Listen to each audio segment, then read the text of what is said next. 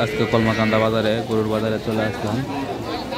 প্রতি সপ্তাহে বাজারটা হয়, যেমন প্রতি বুধবারে বাজারটা হয়। গরুর বাজার, গরু, ছাগল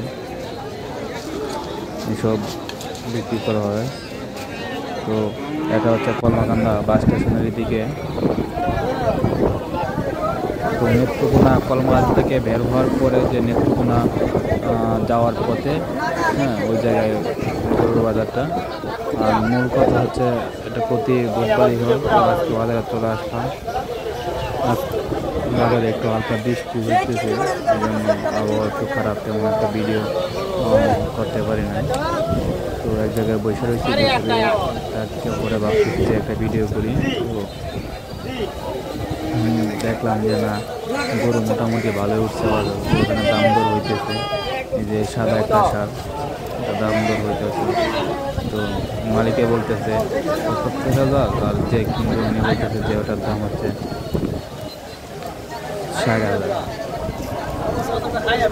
তো এইসব নিয়ে আলোক আলোচনা চলছে। তো আমি এই মুহূর্তে ভিডিও ক্যামেরা নিয়ে রেডি। তখন এই জায়গাতে একটা অটোর মধ্যে বসে রয়েছি, হালকা বৃষ্টির জন্য বেরোতে পারি নাই, হালকা বৃষ্টিতে বসে রয়েছি। তো কলমাকান্দা গরু বাজারটা অনেক সুন্দর একটা বাজার, মানে কম গরু ওঠে, তেমন বেশি একটা গরু বাজারে ওঠে না, কারণ বাজার ছোটো আর আশেপাশে বাড়ি এলাকা, তো এই জন্য তেমন একটা বড় গরু ওঠে। তো ছোটো মোটামুটি মাদারের সাথে গরুগুলো ওঠে। তো আজকে বাজারে তেমন একটা বড় গরু দেখতে নাই, কারণ গত মাসে ঈদ গেছে, ঈদের জন্য সব বড় গরু সম্ভবত বিক্রি করে দিছে, যেমন বড় গরু পাওয়া যায় না। তো মাদারি জাতের গরুগুলো মানুষে বেশি বেচা কিনা হয়।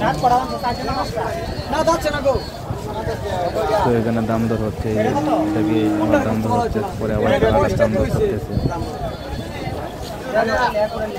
তো আসলে গরুর বাজারটা এখন মোটামুটি ভালো হয়েছে, তবু গরু অনুযায়ী তেমন একটা দাম পাওয়া যায় না।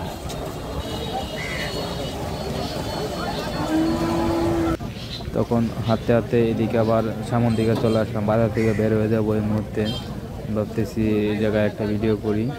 তো এই মুহূর্তে বাজার থেকে বের হয়ে যাবো, কিন্তু ভিডিও করার মতো কোনো পজিশনে ছিলাম না। এরপরেও আসছি যেহেতু বাজারে, তাইলে ভাবলাম যে একটা ভিডিও করে নিই।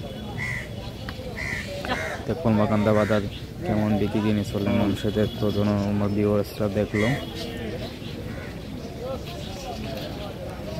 তো আসলে বাজারটা কোনো পজিশন নাই, কোনো ভালো একটা পজিশন নাই। যদি ভালো পজিশনে থাকতো, একটা বড় এরিয়া নিয়ে একটা বড় একটা মাঠ থাকতো, তাইলে সুন্দর লাগতো। কিন্তু রাস্তার পাশে গরু বিক্রি করা হচ্ছে, গাড়ি ঘোড়ার যান চলাচল